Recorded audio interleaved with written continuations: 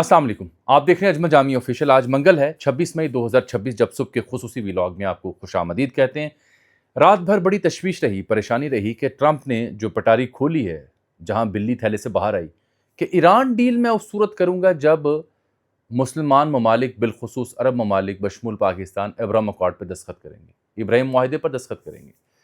उसने बड़ा लंबा चौड़ा ट्वीट किया, मैं आपको बता चुका हूँ उसकी डिटेल कल शाम के व्लॉग में और फिर सुबह के व्लॉग में परसों। लिंडसे ग्राहम सेनेटर, फिर उसका एक ट्वीट आया, उसमें वो क्या बात कर रहा है। अगर आपने ये समझना हो कि ट्रंप या इसराइल क्या करने जा रहे हैं आने वाले दिनों में, तो आप CBS news, Barack reviewed, Axios और लिंडसे ग्राहम या टेड क्रूज, इन लोगों को देखा करें। ये लोग दर हकीकत इसराइल के नुमाइंदगान हैं। तो रात गए जेरूशलम पोस्ट ने, जो इसराइली अखबार है, उसने एक बड़ी खौफनाक खबर छापी, और वो है MBS साहब के हवाले से, मोहम्मद बिन सलमान के हवाले से, सऊदी क्राउन प्रिंस के हवाले से। पाकिस्तान की पोजीशन क्या है ये तो मैं वाजे कर ही देता हूँ और आपके इस इल्म में भी है। I think Pakistan would be the last country कि जो ट्रंप की इस बात के ऊपर लब्बैक कहे कि हाँ हम कबूल करते हैं। Pakistan will be the last country, ये मैं बावसूख तरीके से आपकी खदमत में अर्ज़ कर रहा हूँ। लेकिन अब खबर यह है कि जेरूशलम पोस्ट ने जो सऊदी अरब के हवाले से, उनके क्राउन प्रिंस के हवाले से जो खबर छापी, वो बड़ी खौफनाक है। वो मेरे और आपके जो उम्मीदें हैं उसके बरक्स है। दूसरी बात यह है कि कतर अब मरकज़ बनता जा रहा है। अगले चंद घंटों में कतर से एक अहम खबर आ सकती है। पाकिस्तान की सालसी के बाद कतर एक इंतहाई अहम मुल्क हो चुका है, जहाँ पे अब्बास इराक़ची, स्पीकर बाकर कालिबाफ और उनके जो सेंट्रल बैंक के सरबराह हैं ईरान के, वो वहाँ पहुँचे हुए थे। कल शाम मैंने आपको खबर दी थी और आपने देखा, और वहाँ पे ये इत्तफाक हो चुका है कि कुछ मुंजमद जो असासे हैं ईरान के, वो अनफ्रीज़ किए जाएंगे। तो ये बड़ी डेवलपमेंट है। इसके अलावा जो लिंडसे ग्राहम ने ताज़ा बयान दिया, मैं चूँकि आपसे अर्ज़ कर चुका हूँ कि अगर आपने ये समझना हो कि इसराइल लॉबी क्या चाह रही है, तो लिंडसे ग्राहम को ज़रूर देखा करें, वो बयान करूँगा। और फिर जो सऊदी अरब का मौक़िफ़ है वो बयान करूँगा। सबसे पहली बात, इसराइल ने इस बीच में एक काम किया, लेबनान में बेतहाशा 24 घंटों के अंदर बमबारी की, 34 से ज़्यादा अफराद शहीद हुए, बेतहाशा बमबारी की। इस मौके का फ़ायदा उठाने की कोशिश की इस बर्बरियत ने, इस बदबख्ती ने। बहरकैफ एक ख़बर यह है कि पाकिस्तान के जो आर्मी चीफ़ हैं, फील्ड मार्शल, वो ईरान अपना चाइना के बाद कतर जा सकते हैं, क्योंकि वहाँ पे ईरान की जो नेगोशिएटिंग टीम है वो मौजूद है कतरी हुकाम के साथ। आपको याद है ट्रंप अपने ट्वीट में एक लफ्ज़ यूज़ करता है, कतर के एक मिनिस्टर हैं अल तौहीदी, ये बड़े अहम शख्स हैं उनके वज़ीर-ए-आज़म और दीगर ज़िम्मेदारों के अलावा।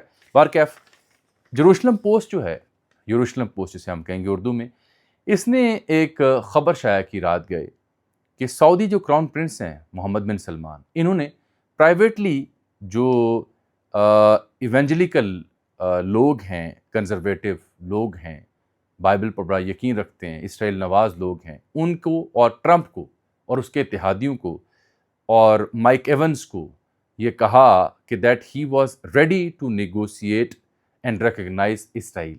इसराइल को तस्लीम करने के हक़ में हैं, आज ही कर सकते हैं, बट उनके जो वालिद गिरामी हैं वो उसके बीच में बड़ी हर्डल है। ये जेरूशलम पोस्ट का ट्वीट पड़ा हुआ, अगर आप जाएं तो वो देख भी सकते हैं। फिर मैंने देखा कि अल अरबिया न्यूज़, क्योंकि ट्रंप की जो पोस्ट थी कि ये तमाम ममालिक, सादा सी बात पता क्या है, सादा सी बात यह है कि वो चाह रहा है कि ईरान के साथ मैं मुआहिदा करने को तैयार हूँ, शर्त यह है कि अरब ममालिक और मुसलमान ममालिक फौरी तौर पर अब्राहम अकॉर्ड पर दस्तखत करें, इसराइल को तस्लीम करें, सिफारती ताल्लुकात बहाल करें और उसको माने कि वो एक रियासत है। इस बीच में जेरूशलम पोस्ट की ये खबर, ये बड़ी अहम है कि सऊदी अरब कहीं माना हुआ है प्राइवेटली। लेकिन फिर मैंने देखा अल अरबिया न्यूज़ को।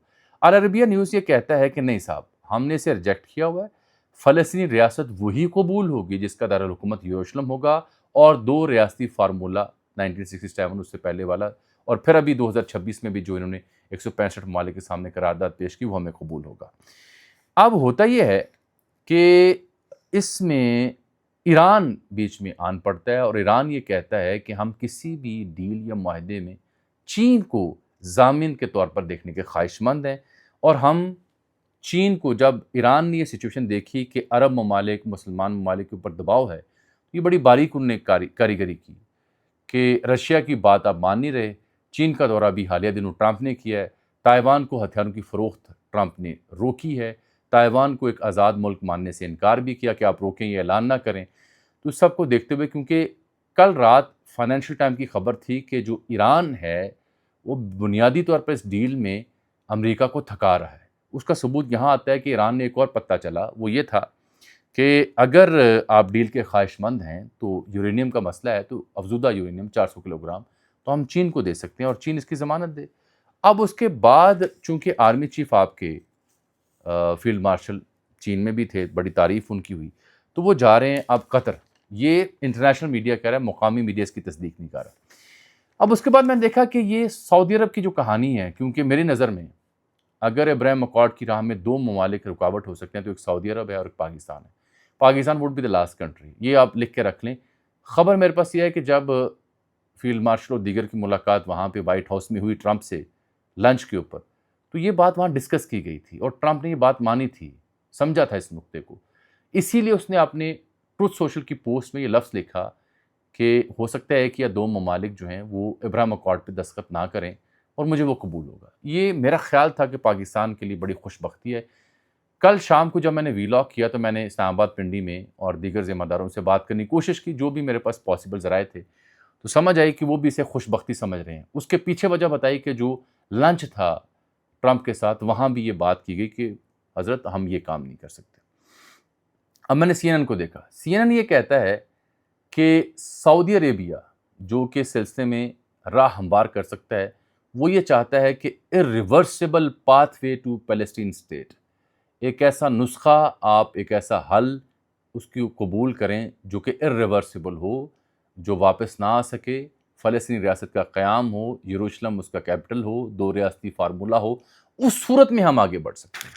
یہ تو بات قابل فہم ہے ہی، لیکن پاکستان وڈ بھی اہم۔ اب اس میں بہت اہم ہوگا پاکستان۔ اب اس میں آگے جو میں نے دیکھا، پاکستانی دفتر خارجہ کا رد عمل اور دیگر حکام کا رد عمل بڑا نپا تلا تھا۔ پاکستان نے اس عرصے میں بڑی نپی تلی زبان و بیان کا استعمال کیا اور بے جا رد عمل دینے سے گریز کیا، کیونکہ ٹرمپ نے یہ ٹویٹ کر کے در حقیقت ان ممالک کے اوپر دباؤ ڈالنے کی کوشش کی۔ در حقیقت اس نے اپنی جو انٹرنل پالیٹکس تھی اس کو پلیز کرنے کی کوشش کی، چاہے وہ ٹیڈ کروز ہوں اور یہ لنڈسے گراہم ہوں یا مائک پومپیو ہوں۔